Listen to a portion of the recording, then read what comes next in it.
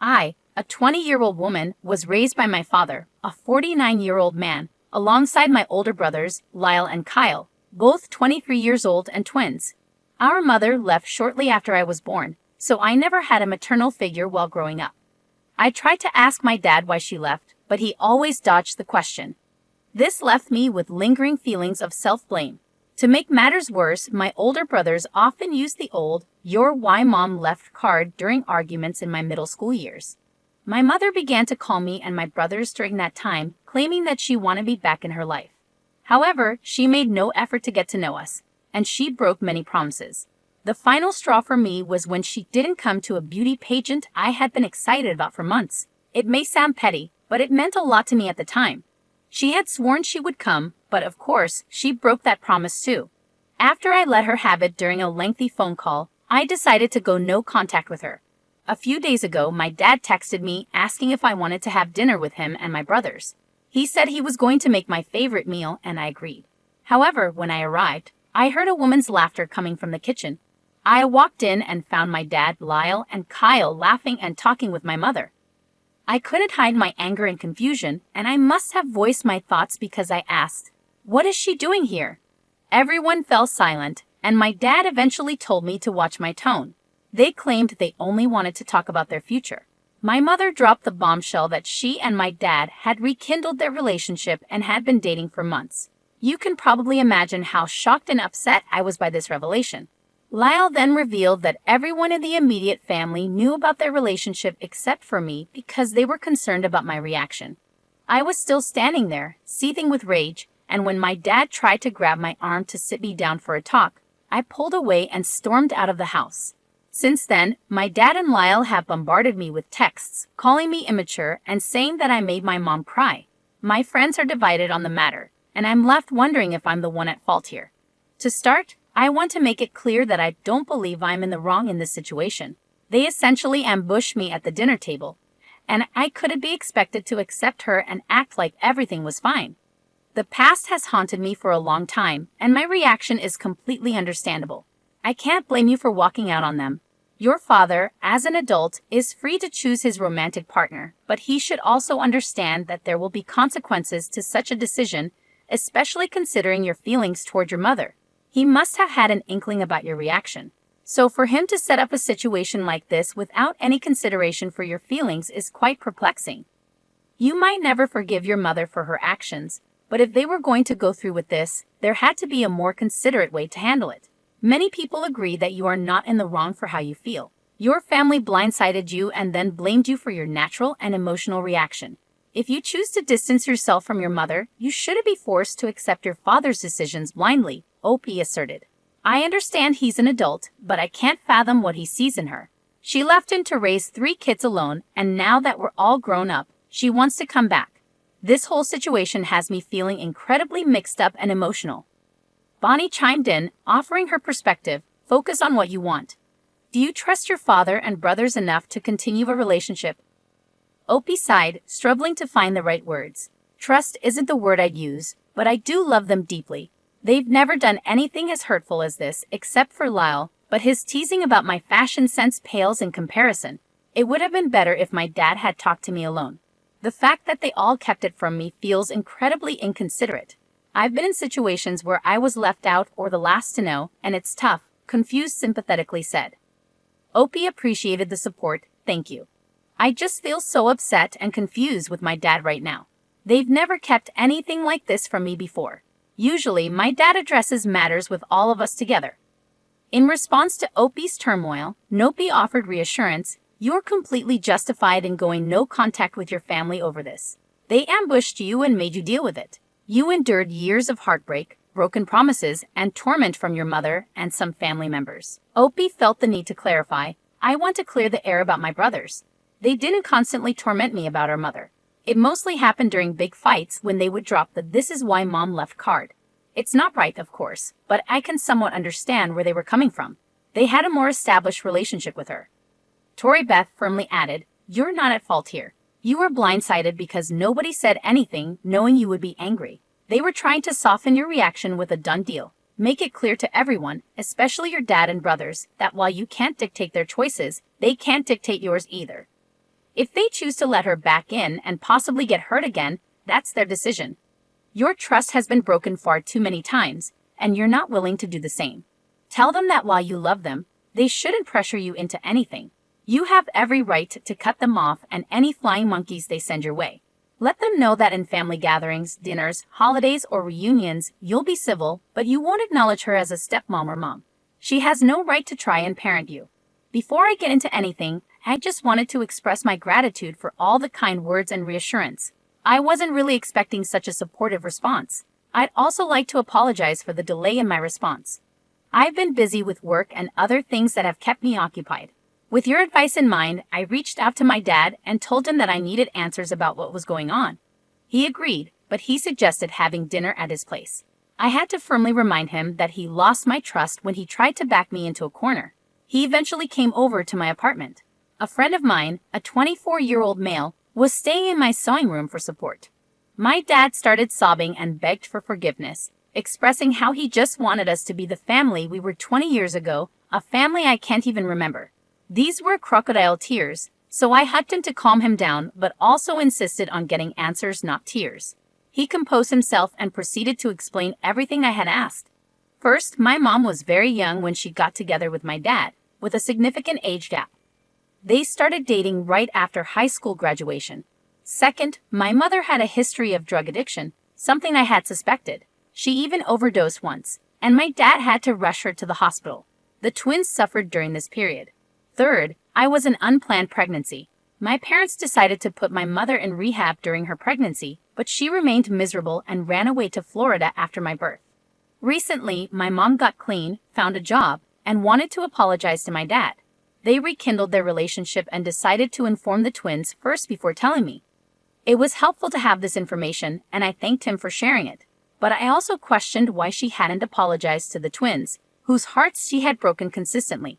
My dad started to backpedal, suggesting that I should give her a chance to prove herself, especially since the twins already had. He also admitted that it was a really bad move not to mention to me that mom was back. I explained to him that I had given her too many chances, and she had irreparably damaged our relationship. However, I clarified that I wasn't going to cut them off entirely, but mom would be treated as a new person. I insisted that we needed therapy without mom before continuing anything. My dad was a bit upset when I conveyed this to him, but he agreed to the therapy and said he would inform Lyle and Kyle. When he told the twins, Kyle was on board, but Lyle was furious. He called multiple times and sent hurtful texts, essentially boiling it down to me being a spoiled brat who needed to get over the past. I responded firmly before blocking him, and we've been in no contact since. We also had our first therapy session, which wasn't groundbreaking but more of an introductory session. We discussed what we want to work on. I even showed our therapist this post. I found myself alone with her, needing to provide more context because I can be a bit scattered at times. She expressed her desire to delve deeper into my feelings about my mother, alongside my father and brothers if possible. I'll attempt to provide further updates whenever I can. I am profoundly sorry for what you're experiencing right now. Your mother's sudden return into your life, with your father welcoming her back, must be incredibly heartbreaking. The feelings involved in this situation must be overwhelming. On top of that, for your family to turn their back on you and label you as a spoiled brat must be deeply hurtful.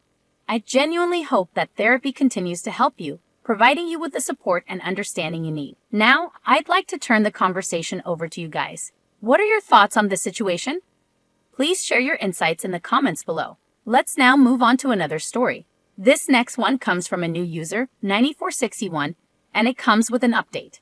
The question is, am I the ATA for telling my uncle to stop gifting my daughter extravagant trips?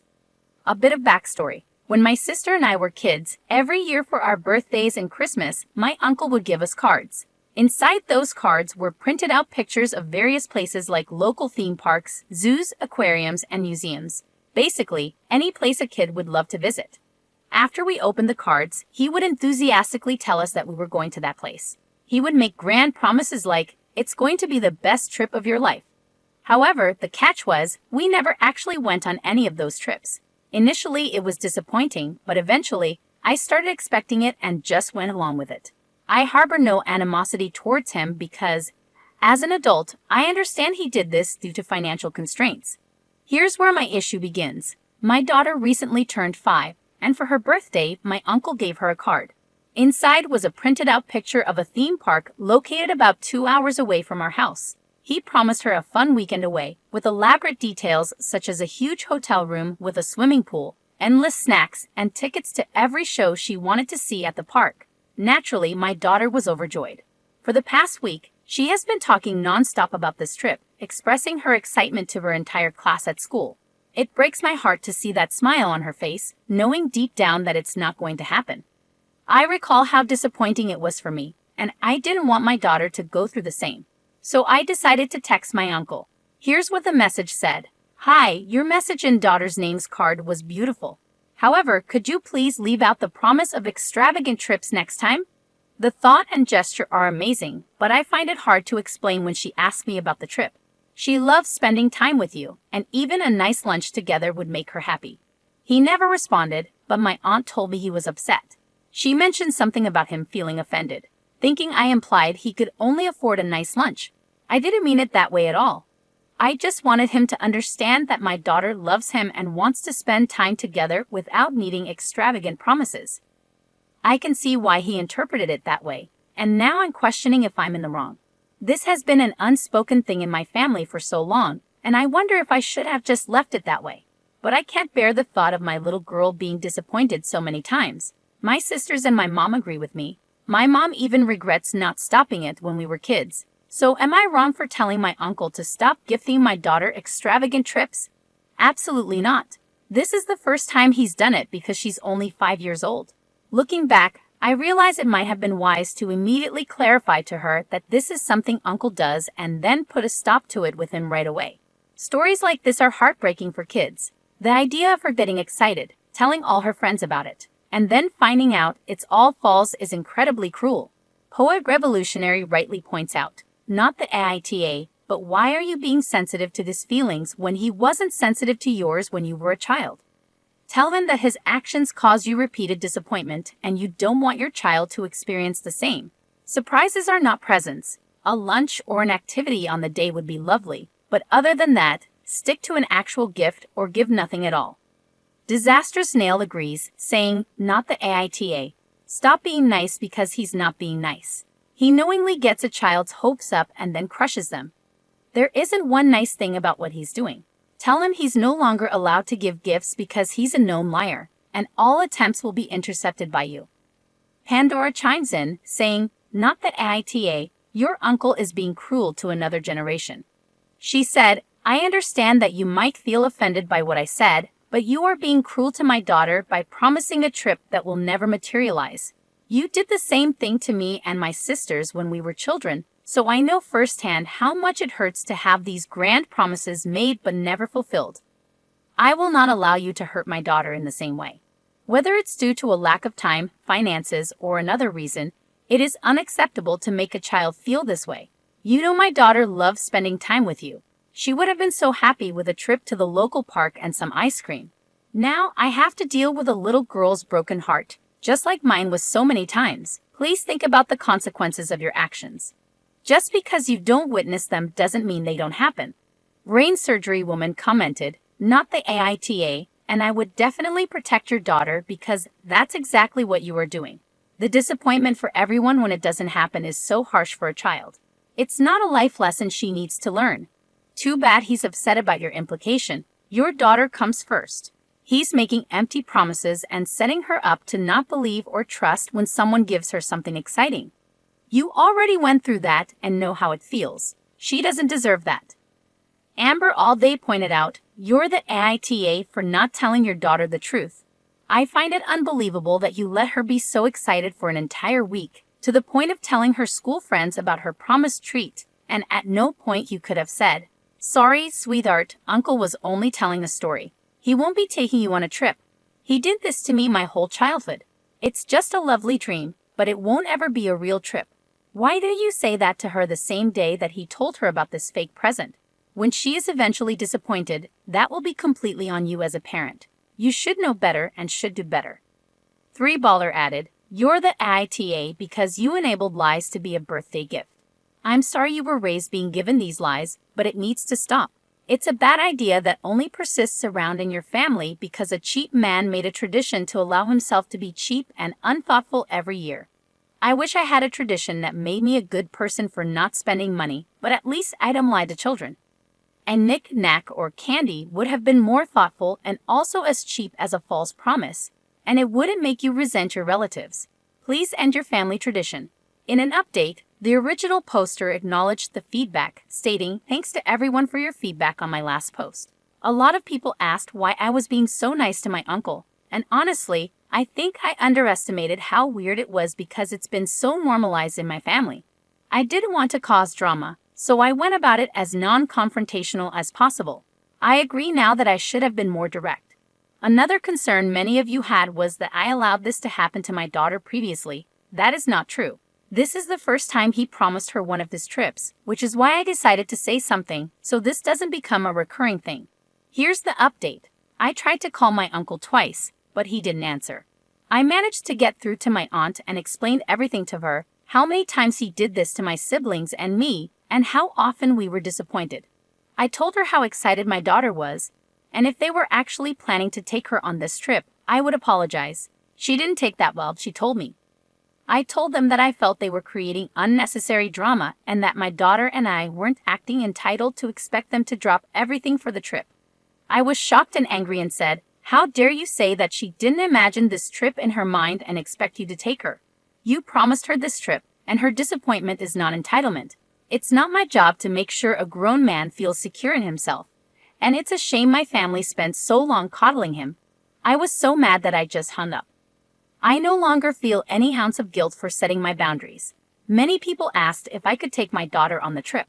Unfortunately, that theme park closes for the season this month. However, I surprised her with something even better. After the phone call with my aunt, my partner and I decided to book a trip to Disneyland. It may sound crazy and impulsive, but we've been wanting to plan this for a while, and we decided it's the perfect time. My kid is entitled to an extravagant trip. Last year, we sat her down and explained that her uncle wouldn't be able to take her on the promised trip. I tried to be as honest as possible without confusing her. She was understandably upset and had a lot of questions. After we answered them all, I told her not to worry because her mom and dad are taking us somewhere instead. When she found out it was Disneyland, she was over the moon. She spent all day deciding which Minnie Mouse stuffed animal she wants to take with her. I told her to tell her classmates that her trip got upgraded. All things considered, it's a happy ending. I know I won't always be able to protect her from disappointment, but I sure as hell will do my best. She's getting that giant hotel room she was promised.